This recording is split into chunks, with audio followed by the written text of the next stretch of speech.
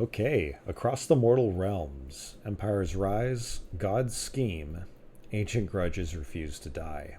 And somewhere, an ogre is studying the latest rules update to determine whether it can be eaten. Welcome to the Cousins Grimm, a podcast about Warhammer, its worlds, its stories, and the questionable decisions we make while pushing small armies across the table.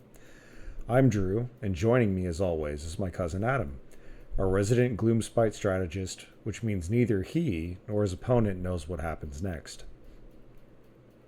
Hello, and I've read the rules. It can always be eaten if ogres are involved. Today we're opening the dispatches from Warhammer Community to see what Games Workshop has been stirring across the mortal realms. We'll be discussing the latest reveals for Age of Sigmar, including the new Warhammer heroes marching out from the cities of Sigmar. We'll take a closer look at this new collection of characterful fighters, the blind box format, and the mysterious seventh hero still waiting to be revealed. We'll also be turning our attention to the Ogor Mawtribes, who have arrived with new rules, a new model, and the enduring tactical philosophy that most battlefield problems can be solved with sufficient size, momentum, and blunt force trauma. Now, when I was looking at the initial releases with the summer reveal on the Ogor Mawtribes, it was one of the more anticipated armies that I think a lot of people were really looking forward to on the range refresh. And albeit, admittedly, I didn't really know much about ogres other than the fact that they eat things. And so that's on me for not reading into the lore. But come to find out, reading a lot of the things that have been put out, they're a bit of a caster army, aren't they? They have like a lot of spell casting going on. Yeah, I mean they've got like lots of buffs and abilities going on. I mean, but you were partly correct there. Their eating is a very big part of it. So Yeah. Clearly with the cauldrons and butchers cleavers and all these other things that they have. I'm looking at a picture of the Gutseers right now, and they're really cool models. You just have this like plated stuff over their bellies, like not really a whole lot of armor on top, but they've just got massive weapons and cauldrons just full of gore. It's like clearly they're out to eat yeah, stuff, but they have yeah, like you said, they've got buffs and things like that that they could do spell casting, and I didn't expect that from this army at all. yeah. So I mean, what kind of spells can they? Yeah, you actually that surprised me. I wasn't as familiar with that. I was a little bit focused on like the eating mechanics and some of the individual models that came out, but so like they're a hero phase army, is what you're saying.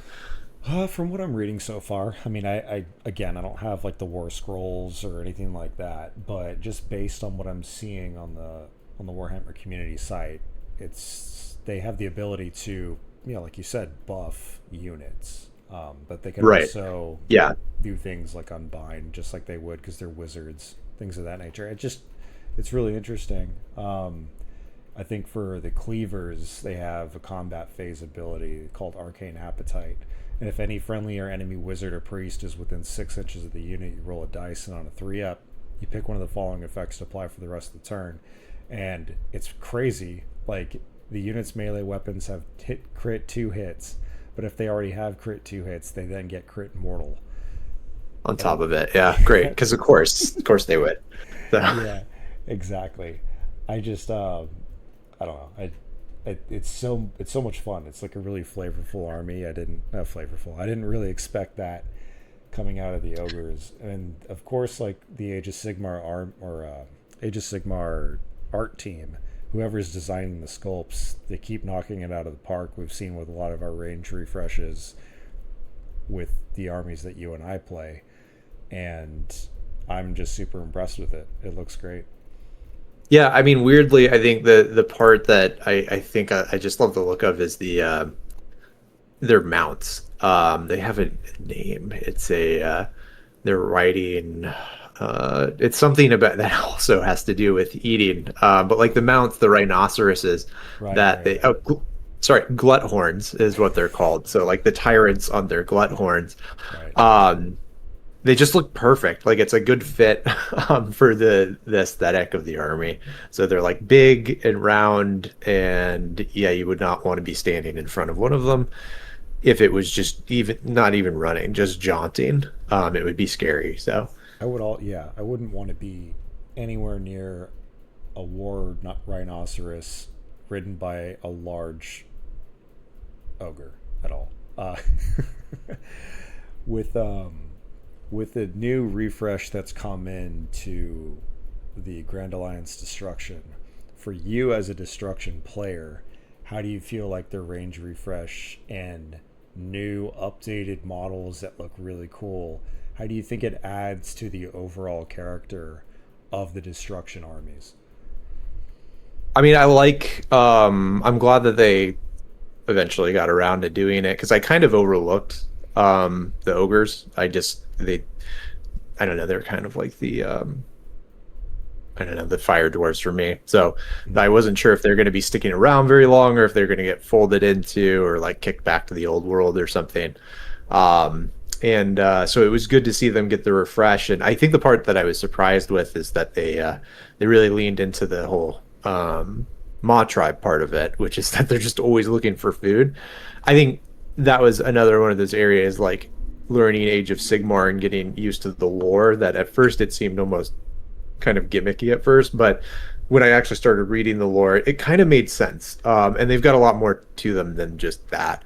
So there's the whole tyrant thing. They're just very cruel and autocratic, and really just care about food and making money, working as mercenaries all over the place. And so I think they really do add a good dimension while fitting in perfectly with Destruction, because that's what they do. They don't really have a higher purpose, so to speak. So I think in terms of playing them, I mean, like, I definitely think they would be fun to do. And like you said, they do have a lot of, like, I imagine synergies in how they play, like abilities that kick off. The Eat 'em Alive ability seems like it's a pretty core faction one, which takes place at the end of every turn, but there's like some other characters that can make it so that they can do it at the beginning of their turn during the hero phase. So it's a cool army. I'm very much considering getting the box when it comes out, so we'll see. I hope you do, because it would be fun to play against. But you brought up Really? a really a niche, not niche. You brought up a really cool point about the mercenary part of the faction too.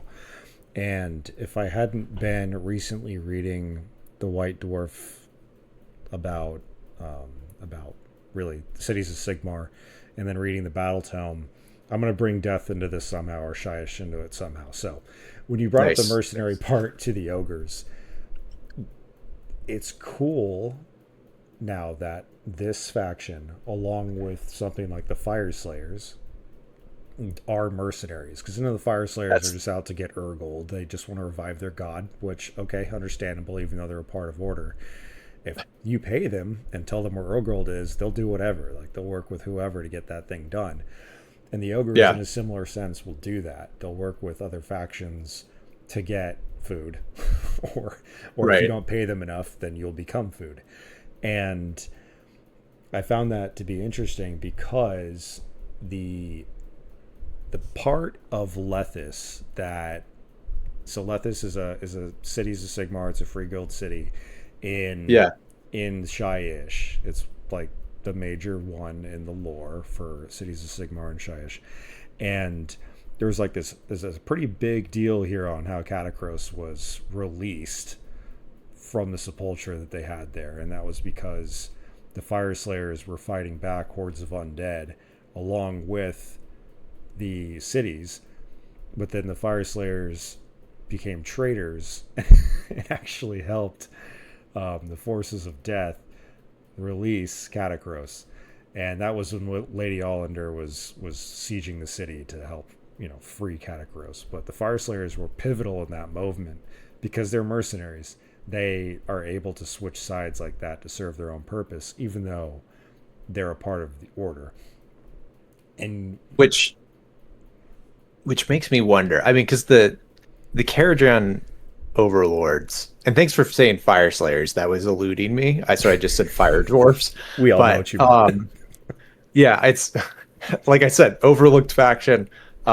It had slipped my mind. But the Caradron overlords are kind of the same way. They're like the mercenary contractors of the universe, that they do everything for their contracts that they do, and they have an honor code with it.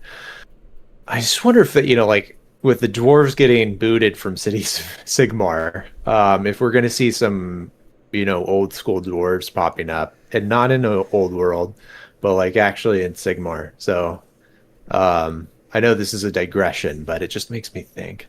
Well, I'm glad you brought that up, and we could tangent off wherever we want because eventually we'll get back to ogres eating things. But when you mention, okay, so the Cadron overlords, I think are great only because like steampunk dwarves is awesome, but also they were like, oh, chaos is here, Skaven Tide is here, we are going to leave in blimps and later, like we're just going to hang out in the sky. Um, but more to your point about whether the Duardin are going to become some, I don't know, like a full Duardin faction, they roll Fire Slayers in. I don't think KO will ever be a part of a Duardin specific faction. I think that they have got enough going on. Plus, they just got the refresh, not a refresh, but they got more units. What is it? Earlier this year. So I think KO's got their own specific thing going. But Oh, for sure. Yeah, with yeah. with Fire Slayers, it's hard to tell. It just seems like there's been such a delay and not really a whole lot of talk about those units specifically. And the only experience I have playing Fire Slayers is the Spearhead, which it's hard to tell which one of my units are my units because they all look exactly the same, and I didn't have a cool Salamander mount guy. I just had all infantry, so it's like, what's the difference between my Berserkers and my other guys? Like, I have no idea. So I Yeah, could see them rolling into like a greater Duardin faction if they go that route. that makes sense. Yeah. I mean, yeah, and I definitely with the Fire Slayers. I noticed that I was at a store called Mox in Seattle, and they have this awesome display where they show like all the spearheads for all the factions up. And they had one for the Fire Slayers, and I noticed that most of the spearheads have like a name for them, on what that is, like a Yeah, like a fancy I three know where word, you're going and the with this. Fire Slayers were literally just Fire Slayers. Yeah, It actually it actually bothers to put it twice, right. just to rub salt in the wound. Like we didn't bother to give them a special name. Yeah, So they could have been anything. They could have been anything else, but they're just like, hey, the spearhead of Fire Slayers. Here's all 6 of our units, but we're yeah, only giving you we'll 3 of them. we'll So get back to it.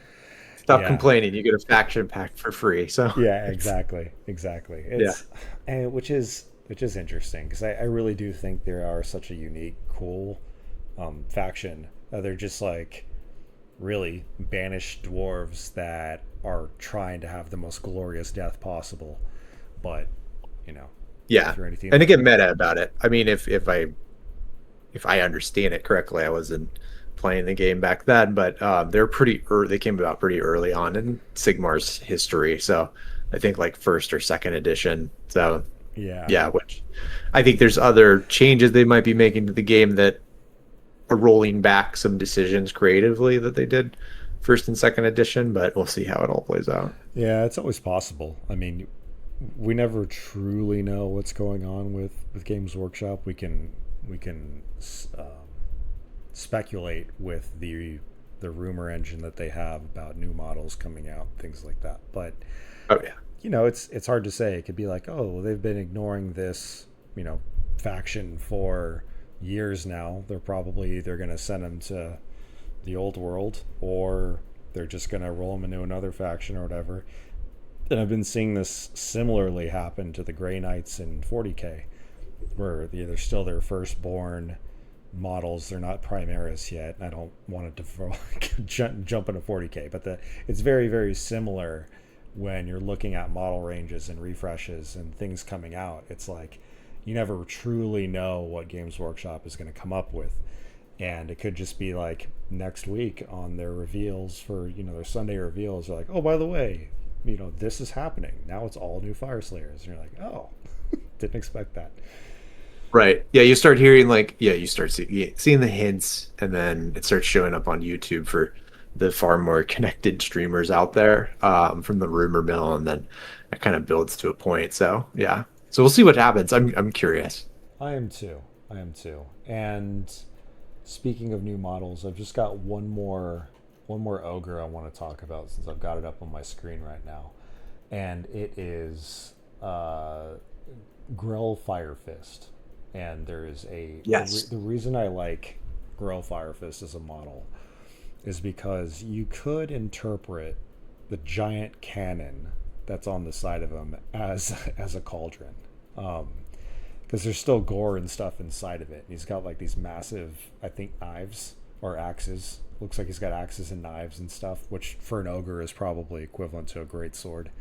But when I'm looking at the cannon here and all the gore, and he's just looking over at the side of it, it's such a cool model. Just look at him. He's awesome. I like this guy. She actually. Is it? Grill is yes. Yeah, Grill is a female ogre. Oh, well, Um, thank you for the correction. and yes.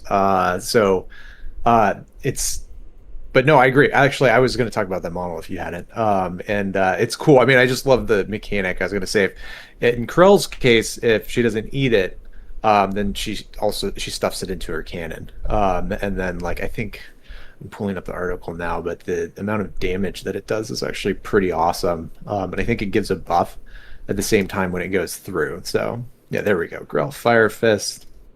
Let's see, 12-inch range, D3 plus 2 attacks. So average there would be about 6 attacks, 4 plus, 2 up wound, 2 rend, and 2 damage, which is awesome. And then the cool thing is what is it? Well, there's the ammunition part of it, but the thunderous diversion. So like as soon as she fires, that there's like a unit that can then immediately retreat and then charge right after the shooting phase, or charge something else, which is pretty sweet. So That it's a cool unit. is that, yeah. And any chance to? I mean, I really like the shooting phase stuff. I think it's neat because shooting isn't huge in Age of Sigmar.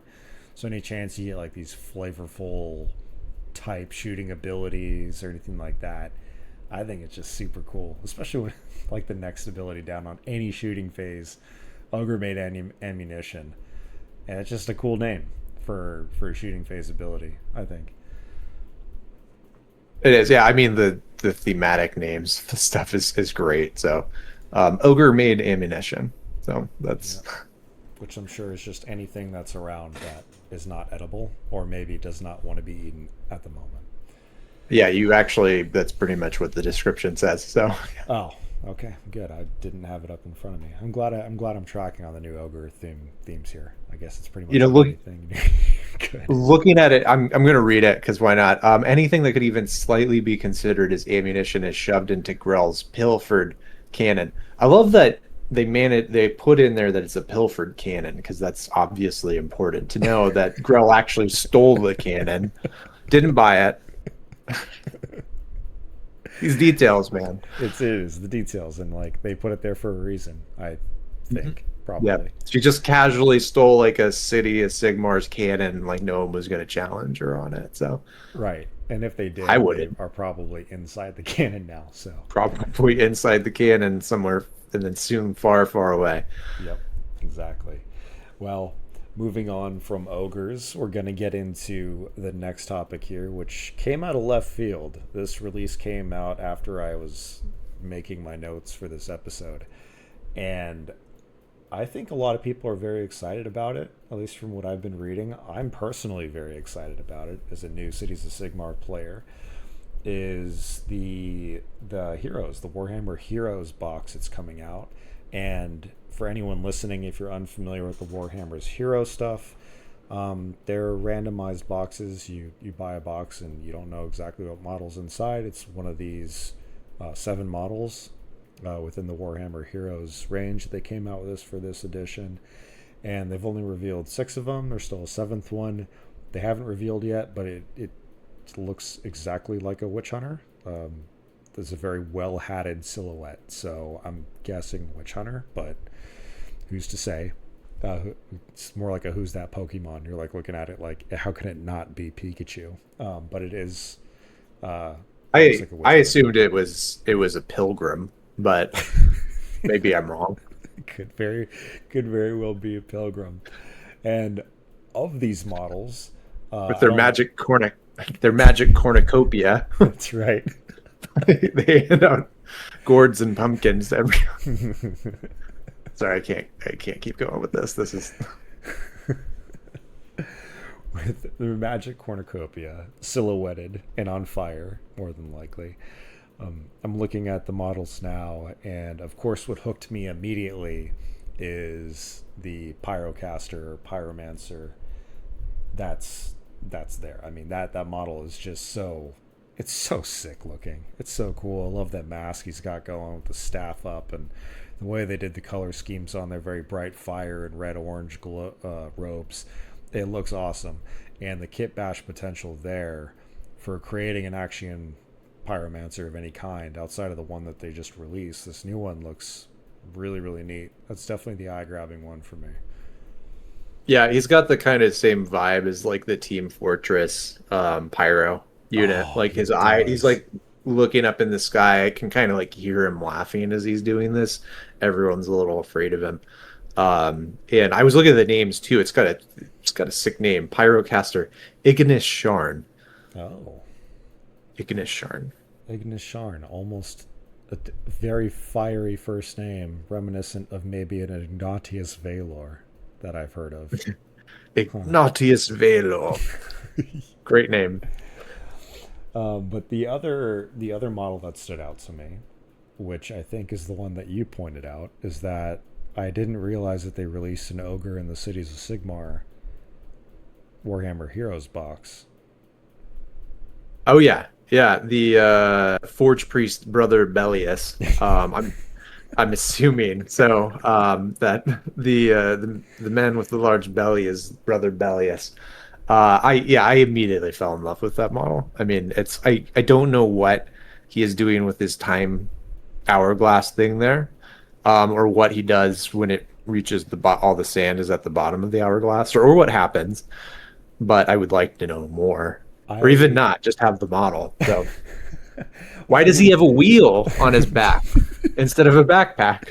I don't Why know. are why are there candles on the wheel? What happens if the wheel turns? I was Do the going. candles fall off? I was gonna. I was gonna ask if those were candles on the back. I'm looking at a very small image of it, which Okay. I Yep. should make bigger. I didn't realize that was a wheel on his back either. Oh, So, there's a wheel on his belly too, I think. Only part of it we can see. So, oh, the tattoo. there's just so much good in there. So, in a giant book. So I was saying in a Discord for the Warhammer store that I go to play games at, I was like, as a D&D goes, like he would make a perfect like what is it, lore or knowledge cleric Oh with yeah. his just like giant book and hammer. D- Now that you, he would 100%. You're okay. I didn't realize how big the book was until you pointed it out to me. That thing is monstrous. I mean, it is like a world's map, 1990s world's map It book. is. It's like, yeah, we had yeah, I mean, right. It's just this enormous, like the book that they have in the library, just so people can look and be like, wow, look at how big of a book that is. It's definitely that. So, no I idea what's in it. I don't either. The one thing I do appreciate, and maybe this is getting more into the painting side of things, is that they've chosen the red and black theme for a lot of this, as they do with cities. But with Bellius, brother Bellius over there, um, Yes. I like that they went with a green and white theme. I think it's pretty neat. I mean, the candles are red, but it does it goes to show that, like, as I'm assuming he's brother Billy, so he's going to be a priest, or yeah, he's going to be a priest more than likely, I'm guessing. But Yeah. I just like the difference in the color schemes that they chose to do there. Yeah, and it's like it has like a theme to it with the wheel, if I'm going to get serious for a second. And it like hints that there's some order that this what is it? Forge priest belongs to. Hmm. And maybe it's covered in the lore elsewhere or something, but it's like it kind of it deviates a little bit from the norm, and I think that's pretty cool. I was thinking about it earlier today, and I was like, I feel like sometimes with Cities of Sigmar, it's like it allows their sculptors to be a lot more experimental and do some cool stuff outside of the model, like when they're not working on the model range updates. Right. Um, where it doesn't have to strictly be tied into the game. In a way, almost kind of like what is it in Necromunda in Right. Right. 40K? Yeah. It's more RP focused, so it's like the characters can be more unique, and they just kind of want to be cool looking, right? Yeah. So I definitely got that vibe from these guys. I do too. They're very unique models. There's like tons of kit bashing potential here, and if they expand out to do different factions, I think that even be way cooler. I would love to see that. Um, Yeah, about the about the random pull for the boxes, I can see for the Warhammer audience or Games Workshop fans in any of the settings why that could come across as frustrating. But given the popularity that it had in Japan when these initially came out, and it's spread in popularity to other parts of the world, they're doing it now, is it's kind of a unique take on the collector side of us as hobbyists in Games Workshop or whatever miniature game you play. It gives you a little bit of a chance to just see what I can get out of the box, and I think they're priced less than like what we'd get out of a normal Warhammer blister pack model or something like that. I think they are. I don't know. I've never gotten one, but it's yeah, intriguing to me, and I would be happy with any of those models. So I'm gonna give yeah. it a It's shot.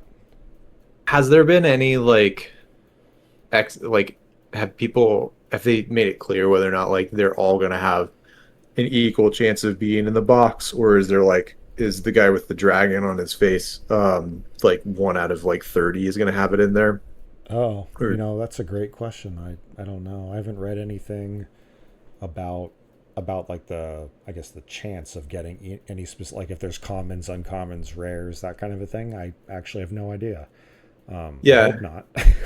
It's just all I yeah, I mean, because my feeling is like there's seven of them there, or right, there will be seven once the Pilgrim comes out. right, um and like I think you can just trade if if you want one, you really want one, and they all have like an equal chance of being in the box. You could just trade with people, if you really want one, or go on eBay and cheat. But like, and I think that's great. I think it would be sweet if you like had like a community. There's all these Discord communities. Just right. go on it and be like, I've got two Brother Belliuses, and I really want my Pyrocaster, and like trade for it. I thought you were going to say I've got two brother Belliuses and I really would like a third. So I will trade Right. you my cornucopia pilgrim for another Yeah. brother Bellius. Right. No, the cornucopia, see, that's the one that's going to be like one out of every 100 has a Brother Pilgrim in it. Right. So it's Exactly. yeah, so like I think I understand why people are skeptical of gotcha boxes, I guess. I know that has a longer history in Japan. So people are a little more used to it over there, and because I think here they're associating it with loot boxes, which is, kind of where you pay to get something that doesn't really exist, which Right. is just like digital currency or something. Yeah. Like I'm playing a game called Forza right now.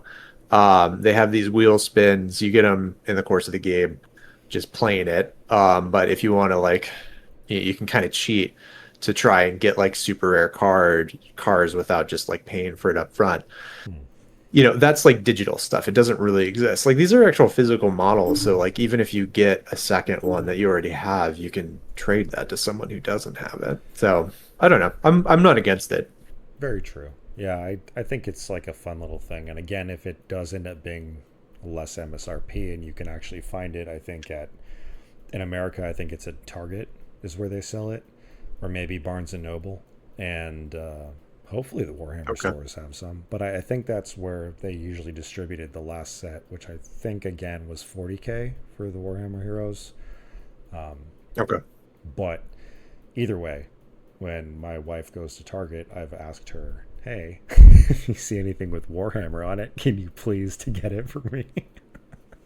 Yeah, these are going to end up on our in our stockings. I figure somehow. Yeah, So, yeah, um, exactly, yeah, exactly. Um, yeah, so that's really on Warhammer Heroes, and man, what a great time talking about ogres and dwarves for some reason, which is good. I'm glad we went there. I And mean, what also, fits in more naturally than talking about when you're talking about ogres? Why not talk about dwarves? So, yeah, may as well, right? May as well. Um, yeah, but yeah, I mean that was a great thing. As always, when we get on, I say always as if we've been doing this for 100 episodes, even though this is our second one. For anyone listening in on this, we just want to let you guys know. Thank you for listening, of course, and we want to point out that we've got some things coming out this week.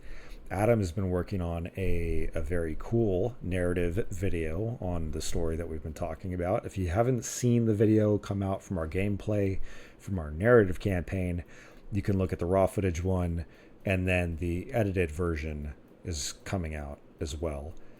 Um, but we're going to be having the yes. narrative campaign one that releases tomorrow at noon. Is that right?